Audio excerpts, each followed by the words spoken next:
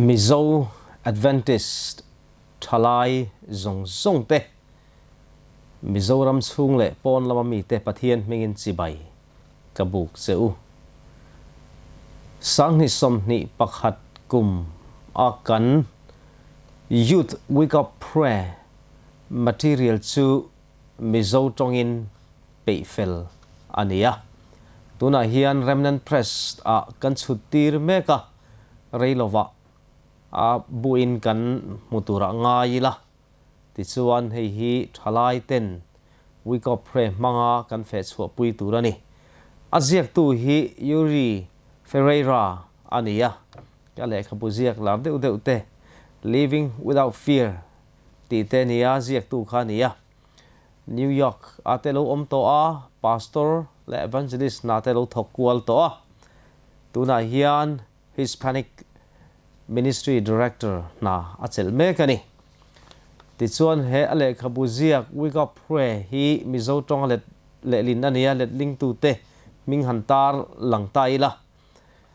fil lamakan evangelist te lalchan hima lal ompuya dan moya Israel ramthar nga ka lal hingsanga lal du kima lal huai sanga chong thu lal rem ruata sai lo te ania anni hian thiam takin fel fai tak tha takin zo tong po tha takin an manga anni hian itlom ngain Mizo tong amin da saka wangin an chunga lom thu kan soi mol mola tin chumi pia lama chuan min edit saktu dan moya khiang te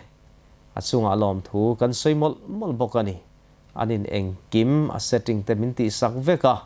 ti chuan press a pek thei mai tura min bu sai sak awangin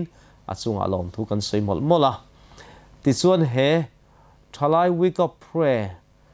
chiar tu le mang tu te zong du sakna kan hlana chemical tlanga zoram pona om Adventist thalai ten tharawa malsom na mason na kan chan theina turin du sakna kan hlana ni ti chuan mang tu te zong pathianin malsom sela tin